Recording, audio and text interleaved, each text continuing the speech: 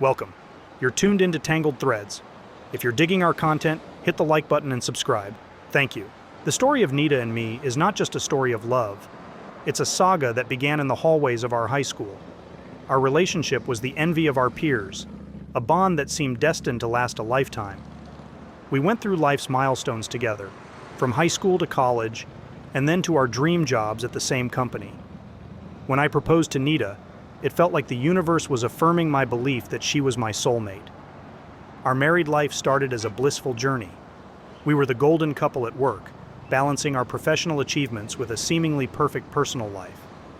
But, as the years rolled by, I began to hear unsettling rumors about Nita. They said she was too close to some of our colleagues in HR. I wanted to believe these were just typical office rumors, but the whispers grew louder and more frequent. Driven by a mix of fear and disbelief, I decided to find out the truth for myself. The day I decided to confirm my suspicions about Nita, I found myself standing before the nondescript door that led to the secret elevator, a route revealed to me by a trusted friend from the higher echelons of our company. This hidden path, used by executives for discreet movements, was my key to uncovering the truth. I swiped my access card, a privilege granted for this specific day, and entered. The elevator was unlike the regular ones used by employees. It was smaller, with a vintage charm, its walls lined with dark wood panels. As the elevator descended, I felt like I was leaving the familiar world behind, descending into a realm of uncertainty. Exiting the elevator, I found myself in a dimly lit corridor, starkly different from the brightly lit, bustling halls of the main building. The carpet here was thicker, muffling my footsteps, as if it too was complicit in the secrecy of this route. I followed the corridor, which turned sharply to the left. A series of framed black and white photos of the company's early days adorned the walls, watching over me like silent witnesses to my personal turmoil. The corridor ended in a door that opened into a lesser-known part of the HR department. This area was secluded, away from the main HR offices, where confidential matters were discussed away from prying eyes. My heart was racing as I navigated this unfamiliar territory. I was in the heart of what I suspected to be the web of deceit Nita had woven. Each step felt heavier, weighed down by a mix of dread and determination. I paused for a moment, taking a deep breath before stepping out into the HR area. It was quieter here, the usual office buzz replaced by a hushed tone of professionalism. I kept to the shadows, moving with a purpose, my eyes scanning for any sign of Nita. This secret route, once a symbol of power and discretion within the company, had become my path to an uncomfortable truth. As I edged closer to the core of the HR department, where I would eventually find Nita, I couldn't help but feel a sense of irony. This hidden passage, meant for covert operations, was about to expose the most personal and painful betrayal of my life. What I found there broke me. Nita wasn't in her office. She was with another man, too close, too personal. I felt a sharp pain, as if someone had physically struck me. Yet, I managed to hold back from confronting her. I gathered the evidence I needed and left, each step heavier than the last. Back in her office, I found more heartbreak on her computer. Nita wasn't just having an affair. She was involved with almost everyone in the HR department. Each relationship was crafted with care, making each person believe they were the one she loved. Our company was large, and not everyone knew each other well, which made her deceit easier. I decided I needed to act. I gathered all the evidence and prepared a speech for the next company-wide meeting. The day of the company-wide meeting arrived, a day I never imagined would come to pass in my wildest dreams. The large conference room was bustling with colleagues, a mix of casual chatter and the clinking of coffee cups filling the air. I felt a knot in my stomach as I prepared to reveal the truth about Nita. Holding the evidence in my trembling hands, I took a deep breath to steady myself. As the meeting commenced, the CEO gave an opening speech about company values and the importance of trust and integrity. The irony of the situation wasn't lost on me. When my turn came, I stood up, my heart pounding so loudly I was sure everyone could hear it. "Thank you for the opportunity to speak today," I began, my voice steady despite the turmoil inside. "I am here to discuss a matter of personal integrity that has profound professional implications." The room quieted down, sensing the seriousness of my tone. I paused for a moment, gathering my thoughts.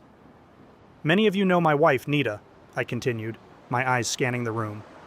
What you may not know is that recently, I discovered she has been involved in multiple relationships with members of our HR department. A wave of murmurs swept through the room. I held up the evidence, photos, and email exchanges for everyone to see. My voice trembled slightly as I went on. This isn't easy for me to share, but the depth of this betrayal goes beyond our personal relationship. It has breached the professional ethics of our workplace. Someone from the back asked, "Johnathan, are you sure about this?"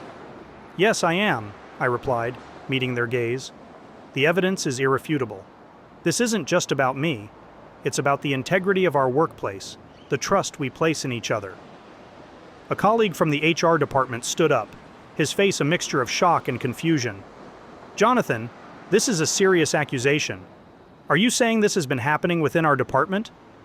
I nodded solemnly. "Yes, and I understand the implications. I didn't want to believe it myself, but the truth is inescapable." The room erupted into a buzz of conversations, people exchanging looks of disbelief and concern. I saw a few glances of sympathy, but also those of judgment. It was one of the most challenging moments of my life, standing there, exposed and vulnerable, yet determined to speak the truth. As I concluded my speech, the CEO called for order. "We will investigate these allegations thoroughly," he said, his voice stern. "Thank you, Johnathan, for bringing this to our attention." As I sat down, feeling a mix of relief and emptiness, an attorney approached me and quietly handed me the divorce papers. I glanced at them, a final symbol of the end of what I once thought was a perfect relationship. The meeting ended in a blur. Colleagues approached me, some offering words of support, others simply giving me a nod of acknowledgement. I knew that after today, my life would never be the same again. The journey ahead was uncertain, but I was ready to face it, armed with the truth and a resolve to rebuild my life.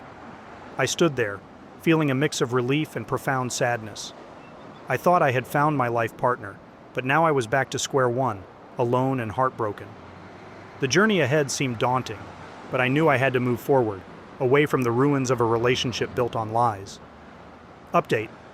Several months have passed since the fateful company-wide meeting where I exposed Nita's betrayals.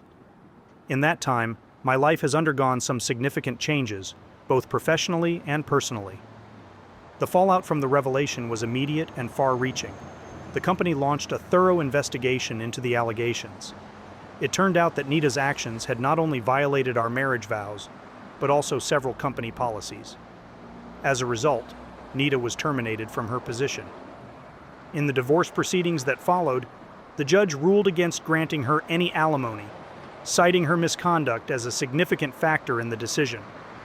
For me, the aftermath was surprisingly positive, albeit bittersweet.